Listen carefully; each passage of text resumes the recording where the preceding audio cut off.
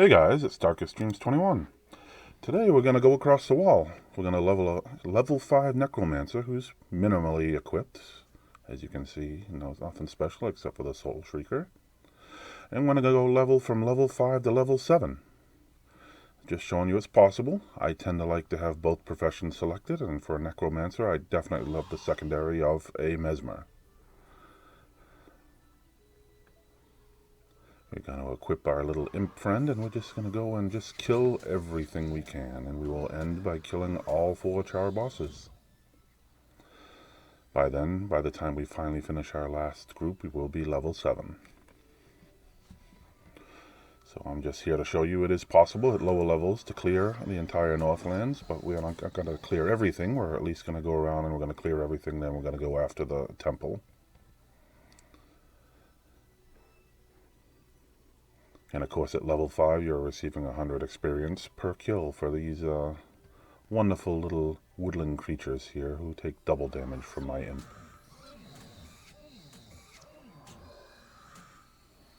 We have sped it up to 2 times to speed up the video a little bit and keep it under 15 minutes.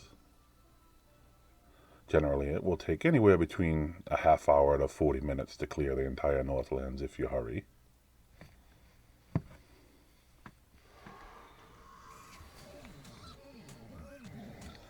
And whether or not you can level up faster also depends on some of the spawns of oak hearts, because occasionally there will be only 1 instead of 2. When there's double, you get, of course, double the experience.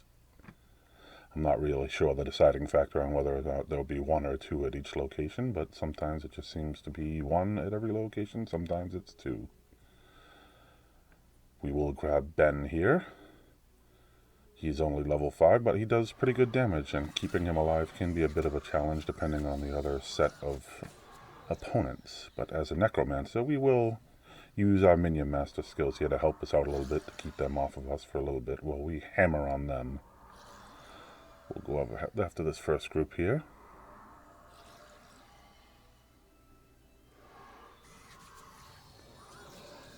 There is 1 Shaman and 1 Axe Fiend. If there were 2 Axe Fiends, I would definitely worry about Ben, because the 2 of them can kill him pretty quick. And if you're getting hammered by the hunter at this position, you can actually duck behind this hill here and kind of cast on him and treat it like boxing. Stick and move. Stick and move. Holding in one place is not always a good idea.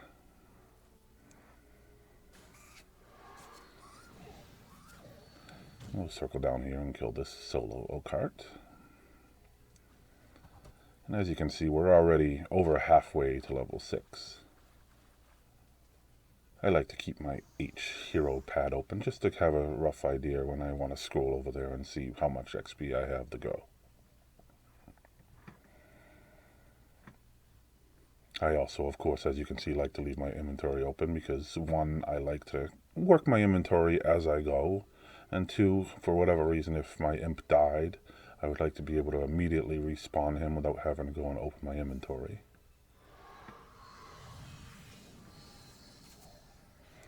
And we'll use the wall to hide behind these guys here. At this level, none of these guys have self-heals, so we can pretty much use Conjure Phantasm and Life Siphon to really get them down, as well as other skills, and hide behind the wall when he starts pelting you a little bit.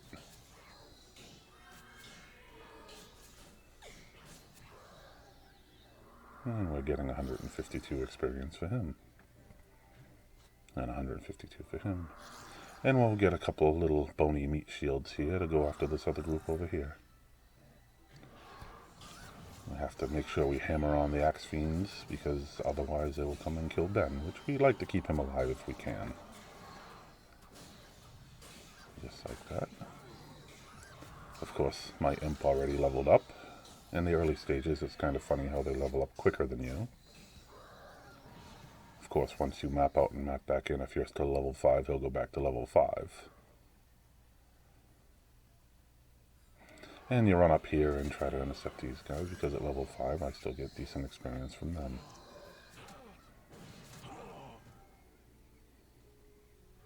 Every little bit counts, every little drop helps. And this, of course, is just my routine as far as how I go about the Northlands. You can do it however you want, but I tend to circle around the outlying areas and kill all the lower level enemies, gaining experience and drops, and then work my way into the middle and pick them off as I kind of rotate around the center. The way they patrol is pretty consistent around the center. The mixes of them, not as much. So depending on your set, you may want to attack different sets differently, of course. Having a caster, you can definitely attack from a distance and hide behind walls. If you're, say, a warrior, it's a little tougher to stay alive. You may have more armor, but you're in the middle of the action.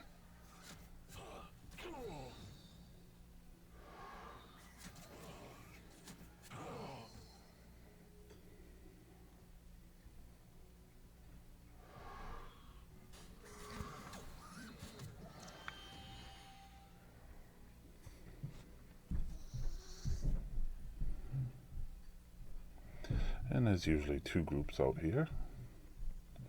There's this group, and then there's another group over off toward the left. And sometimes they're not up here on the hill, sometimes they're down in the valley. In this particular instance, I kind of brain farted thinking there was another group when there was actually just him. But we go on a little bit of a tour to see how far this valley goes.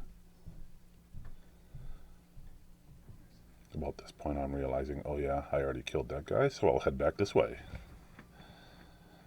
There is, however, sometimes a flower down this way, but it's a little bit inconsistent. And I like to head back up this way and see what this group of four composed of. If there's one shaman, I attack the shaman immediately. If there's two, you might have a little harder time because they tend to heal each other. We'll first go up to this corner and kill this elk heart.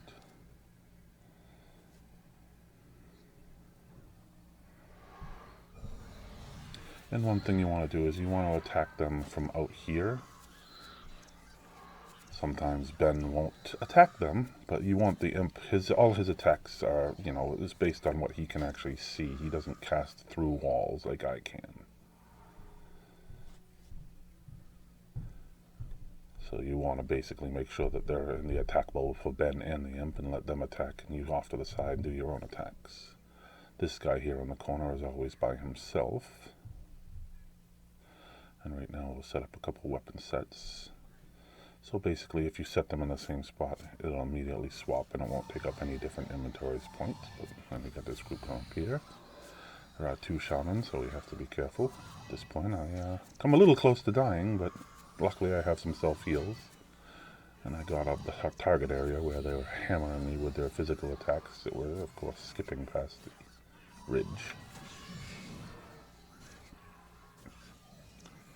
And don't get frustrated, of course, you just keep attacking and keep, Ben right now is shooting probably through the mountain, so he's not helping. That's usually why I try to stay on the end and let them hit me once or twice to make sure he's, right at the edge of the action. And one thing we can do once we're able to kill one of them is, of course, get a minion in there to stop, but they're hammering me again, so I'll self-heal.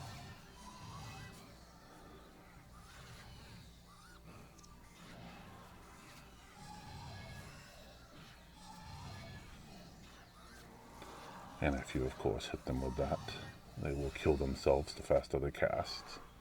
And which is also important as far as leveling up to level 10, because then you can unlock the second skill in domination magic, where it will affect the hunters and the other melee characters, because it will actually deal damage to them the faster they attack, which can also work for casters. But I find it very effective on hunters, axe fiends, and other, melee and such.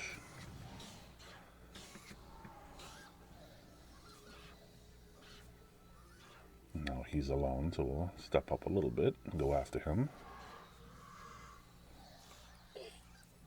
And of course, I noticed that he's casting through there. Sometimes you can pull them so they chase a little bit after you, and then the imp will adjust his attack pattern and come down and start hitting them from his better angle. So now we'll pull out our bow and pull this solo guy here.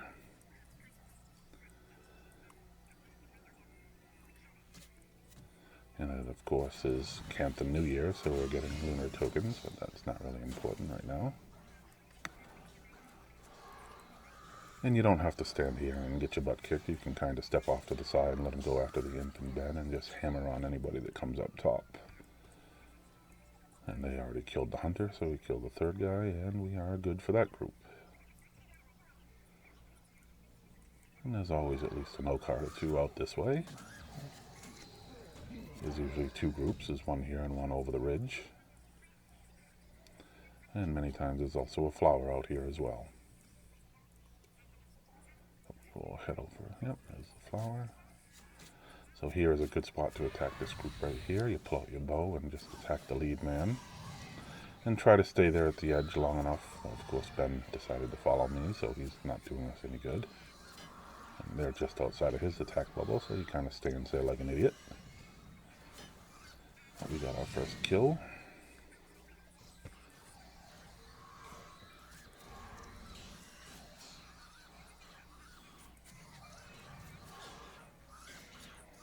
And Ashen Claws tend not to do a ton of damage face to face, and Chaots or Chouts, however you want to pronounce that, be slightly annoying, but they aren't as dangerous as the hunters.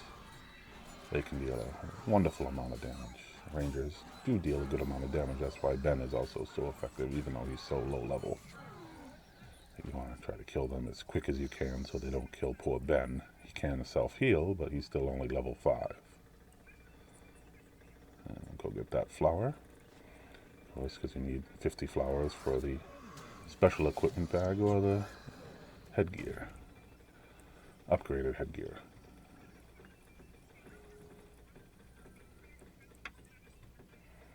And we could attack that other group from the ridge beyond them, but right now we're going to go after the center. We'll go after the prayer altar here. Although I do love the red skies, it's kind of impending doom what they're doing out here. And as you can see, I systematically move my way around, killing all the different groups of melee characters. There's 2 on 3 sides and that 1 on the far corner we attacked. And we will definitely want to hit Bloodbane. He will obnoxiously come out and heal just about everybody, but if we see Ben standing there, we move up until he starts attacking, and we take him out. And sometimes you can pull out 2 of these bosses, but I would rather pull out these 2 right here. The Mesmer is a little annoying, and he has a self-heal. Aspire. Red Eye the Unholy is a little squishy. It's not too difficult to dispatch. And of course, lastly, we have this red one over here. Smokeskin can deal a lot of damage. I at least try to aggro him while in his sight. So my other guys attack him, and I'm able to hide behind because his skills you need to utilize here. And I made the mistake here of accidentally aggroing both groups, which was an oopsie, and they killed my poor Ben. But in the process, they were all bundled up, and I was able to just hammer on them with the imp. And here's how we go from level 5 all the way to level 7, while killing all the bosses at a very simple level 5 Necro. It is doable at lower levels, as you can see.